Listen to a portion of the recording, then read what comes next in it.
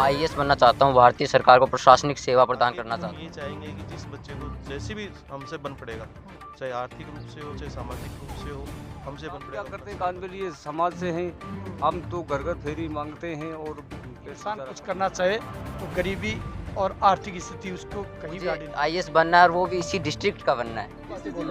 अब लोग क्या डिसाइड किया आपने जिंदगी में क्या बनना है? सर आप मुझसे उम्मीद करते हो तो मैं आपको अचीव कर कर दिखाऊंगा। तो उस बरसात में भी मैं छतरी तान कर उस कोने में बैठकर मेरी तैयारी करता। नमस्कार, मैं किशोर कुमार।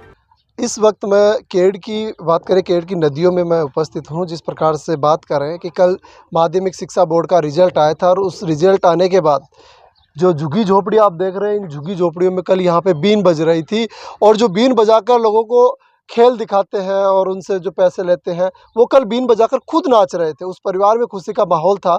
आज उस परिवार में हम आए हैं। 94% बनाकर अपने समाज का नाम और स्कूल का नाम बड़े स्तर पर गौरवान्वित किया है, बड़े स्तर पर रोशन किया है। अब उस बच्चे से बात करेंगे। श्री केडिया उच्च माध्यमिक विद्यालय के पूरा स्टाफ यहाँ पे उपस्थित है, उनसे बातचीत करेंगे। आज बड़ा इस वक्त कालबेलिया बस्ती में मैं उपस्थित हूँ। जिस प्रकार से मैंने बताया था कि कल माध्यमिक शिक्षा बोर्ड का रिजल्ट आया था और रिजल्ट आने के बाद श्री केडिया उच्च माध्यमिक विद्यालय के एक स्टूडेंट जिनका नाम है बबलू, जो 94% उन्होंने अंक अचीव किए थे और उसके बाद जिस प्रकार से हम बात करें कि बताया जा रहा है कि वो बच्चा कालबेलिया समाज से बिलोंग करता है, जिनके पिताजी का एक पुश्तैनी धंधा था कि वो सांप दिखाने का काम किया करते थे, नाग दिखाने का काम किया करते थे। और आज उस परिवार में खुशी है और पूरे जो शिक्षकगण हैं वो भी यहाँ पे आए हुए हैं कि उस बच्चे ने 94% सरकारी विद्यालय में प्राप्त कर उस विद्यालय का नाम तो रोशन किया ही किया है। इसके अलावा कालबेलिया समाज में बड़ी खुशी है क्योंकि जिस प्रकार से कल इनका एक बड़ा सा आर्टिकल भी अखबार में छपा था कि इन्होंने कहा था कि मैं आईएएस बनूंगा, यूपीएससी का एग्ज़ाम मैं दूंगा और मुझे कलेक्टर बनना है। और जब थोड़ी देर पहले मैं इस बच्चे से बात कर रहा था तो इन्होंने ये भी कहा था कि मैं कलेक्टर बनकर इसी ज़िले में आना चाहता हूँ। उस बच्चे से हम बात करेंगे। क्या नाम आपका? मेरा नाम बबलू है और मैं कानबिलिया समाज से बिलोंग करता हूँ और ये कानबिलिया बस्ती केड में मेरा घर है।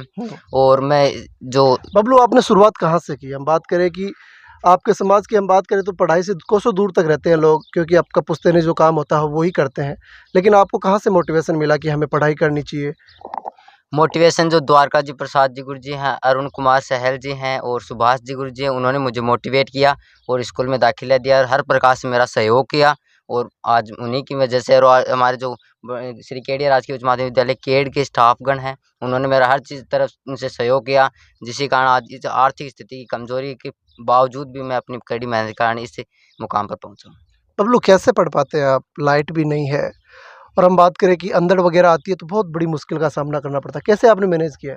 मैनेज किया, बारिश के मौसम में आधा पानी घर के अंदर जाता है और आधा पानी बाहर जाता है, लेकिन फिर भी सर ने मुझे कहा कि भाई तुझसे उम्मीद है, तू 90+ स्कोर कर सकता है। तो अपना आज खाने का लिए नहीं है तो मैंने कहती बेटा एक टाइम से अपने टाइम पास कर। इसके पापा की आंतड़ी फाटी उड़ी है, कोई 5 दिन से इसकी हिम्मत होती तो चले जाता, बीमार होता तो घर पर रहता। तो करते हो तो मैं आपको अचीव कर कर दिखाऊंगा। तो उस बरसात में भी मैं छतरी तान कर उस कोने में बैठकर मेरी तैयारी करता था और आज मेरी तैयारी रंग लाई और मैंने ये मुकाम हासिल किया।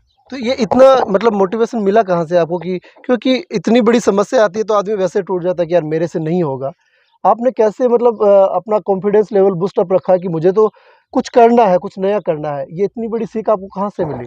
ये सीख मेरे माता पिता ने और मेरे गुरुजन हैं, जो प्राथमिक शिक्षा हो चाहे अब ये माध्यमिक शिक्षा हो, अब तक जितने भी गुरुजी हैं सब ने मुझे मोटिवेट किया, हर तरह से सहयोग दिया।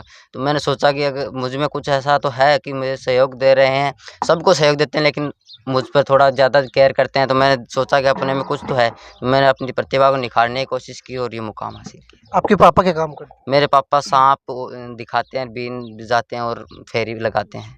कल बीन बजी यहाँ पे खूब? कल बीन बजी, खुशी का माहौल था। कल बीन बजी, हमारे स्टाफ जो सर हैं वो भी आए थे, खुशी का माहौल था। सबसे बड़ा क्रेडिट किनको देना चाहेंगे आप? क्रेडिट मैं अपने माता पिता और समस्त गुरुजनों को देना चाहता हूँ। बबलू, एक बात हमें देखने को मिल रही है कि इतना हमने कल भी 2-3 बच्चों का और भी इंटरव्यू किया था जिन्होंने अच्छे अंक अचीव किए थे, वो भी इतना नहीं बोल पा रहे थे जितना कि आप बोल रहे हैं। तार्किक बातें आप रख रहे हैं, ये चीज़ें कहाँ से आई आपके अंदर? ये चीज़ें जो शुरुआत में हमारे प्रार्थना सभा होती है, रामस्वरूप जी गुरु जी हारमोनियम बजाते हैं, इनका हारमोनियम आप सुनोगे तो तार्किक गुण आप में भी आ जाएंगे, मैं वादा करता हूँ आपसे। और हमारे प्रार्थना सभा में डेली बच्चों को हर प्रकार से मोटिवेट किया जाता है।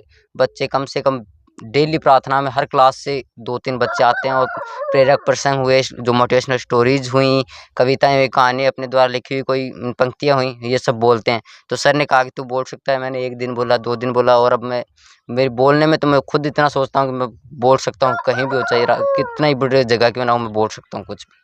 बबलू कभी डीमोटिव हुए कि यार मेरे से ऐसा नहीं होगा, मैं नहीं कर सकता, हमें तो ये ठीक है, बीन बजाएंगे, लोगों को नचाएंगे?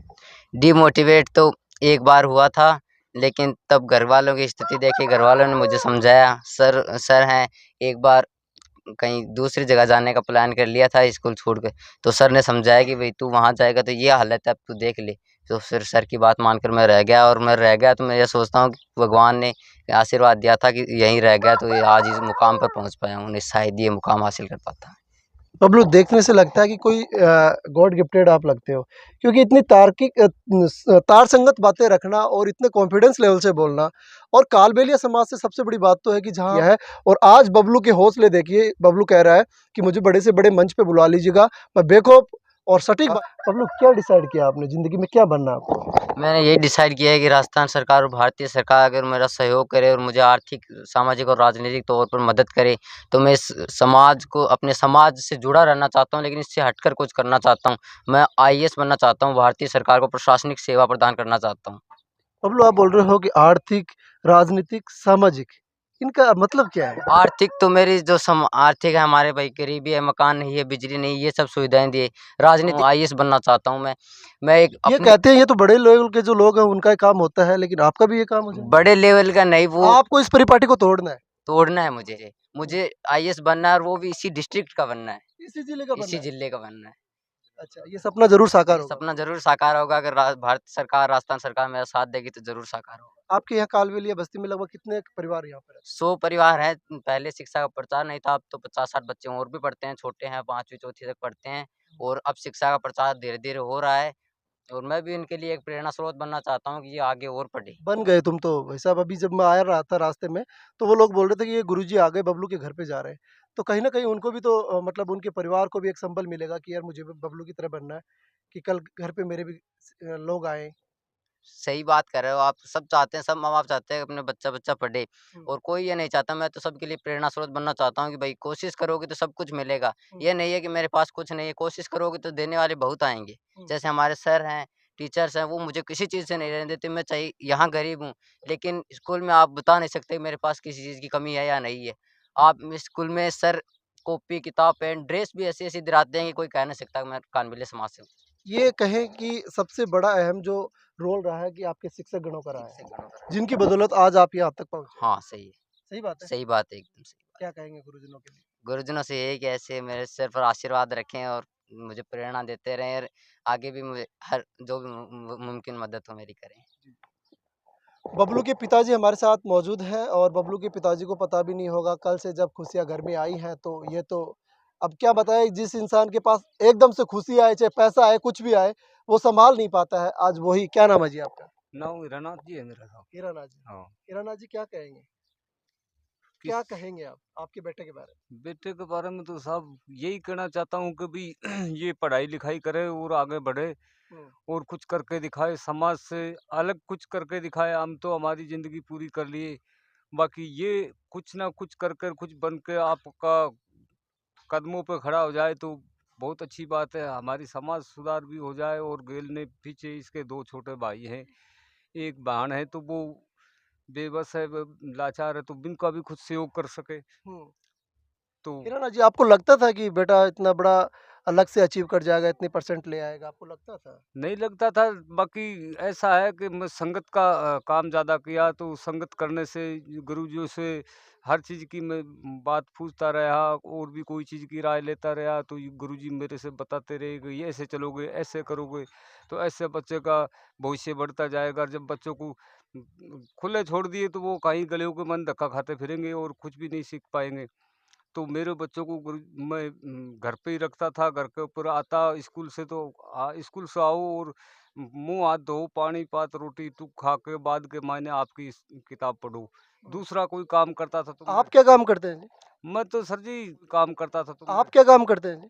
मैं तो सर जी काम क्या करते हैं, कानबेलिए समाज से हैं। हम तो घर घर फेरी मांगते हैं और पेट गुजारा करते हैं, बस यही काम है। तो यहाँ तो वो सुविधा भी नहीं है, लाइट की भी सुविधा भी नहीं है, फिर भी कैसे पढ़ पाया बच्चा? बच्चा पढ़ पाया, ये पड़ोसियों के पास के मायने लाइट की व्यवस्था है, तो वहाँ कोई बैटरी चार्ज करके लाता और वो बैटरी चार्ज के इसके उजाला से ये पढ़ाई लिखाई करता था।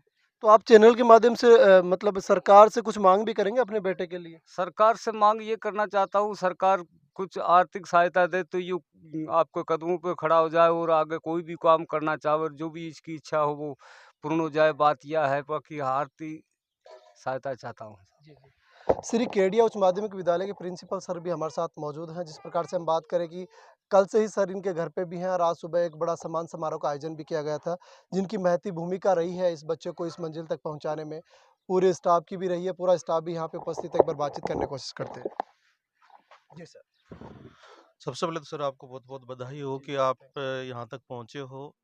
और जैसा कि प्रत्येक स्कूल के स्टाफ साथी चाहते हैं कि हमारा बच्चा आगे बढ़े, इसी कड़ी में हमारे जो भी बच्चे हैं 12th में, 10th में, 8th में, 5वीं बोर्ड में, सभी बच्चों का आज हमने एक सम्मान समारोह रखा है और पूरे गांव में एक रैली निकाली है, जिससे क्या है कि बबलू जैसे बच्चे और भी आगे निकले। क्योंकि आप देख रहे हैं कि इनकी आर्थिक स्थिति, सामाजिक स्थिति कैसी है। जैसे कहते हैं कि रोटी, कपड़ा और मकान एक मूलभूत आवश्यकताएं होती हैं, ये तीनों ही इसके पास फिलहाल नहीं है। तो जैसे ही मैंने यहाँ ज्वाइन किया तो मेरे को पता चला कि ये बच्चा होनहार है, तो इसके लिए स्पेशल क्या किया जाए।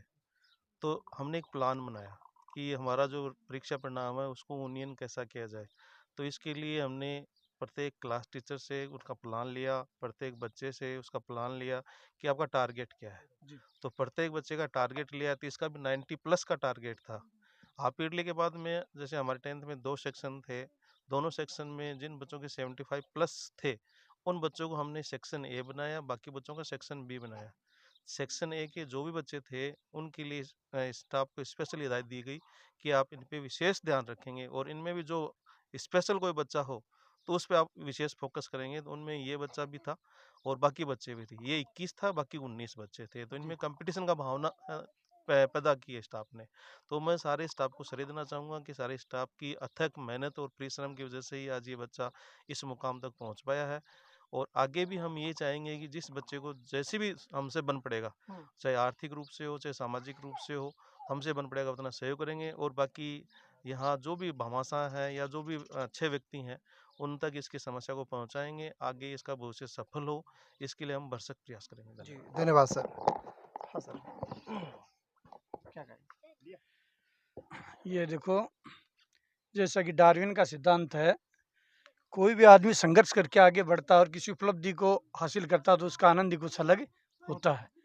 तो इसने झोंपड़ी में रह करके इस मुकाम को हासिल किया है, तो ये बहुत बड़ी खुशी की बात है।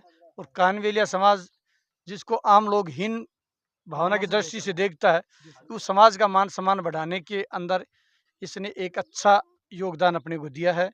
और 36 कौम के नौजवानों को जो भावी की इंसान कुछ करना चाहे तो गरीबी और आर्थिक स्थिति उसको कहीं भी आड़े नहीं आती। और इसका आत्मबल तो बहुत मजबूत है। आप खुद ही किसी भी विषय के ऊपर इसको बोलने के लिए कहो, या आधे घंटे तक बेझिझक बोलता रहेगा। इसलिए प्रतिभा का तो स्वतः ही पता लग जाता है। आजकल जैसे हम भी सरकारी टीचर हैं, हमारे स्टाफ में 20-20, 25-25, 30-30 आदमी होते हैं।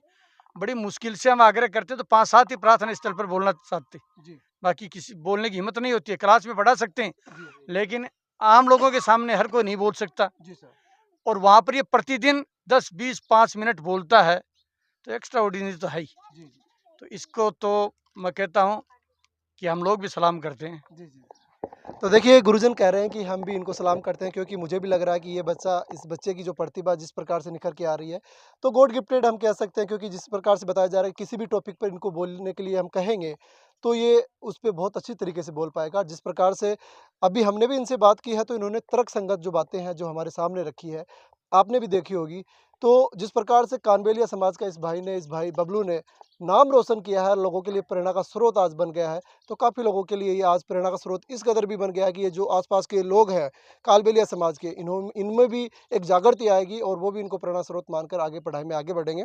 आज शिक्षकगण यहाँ पे पहुँचे हैं, इनका सम्मान हुआ है विद्यालय में। और ये इनके घर की लोकेशन मैं आपको दिखाने की कोशिश करूँगा। इनकी माता जी हैं, इनकी बहन है, एक बार इनसे बातचीत करने की कोशिश करते हैं। पर पढ़ाई में तो ऐसे मास्टर किया तो बड़ा पुलसा गालिया तो गुरु जी ने सब चीज कर दिया। हमारे पास तो खाने के लिए रोटी नहीं, पहनने के लिए कपड़ा नहीं।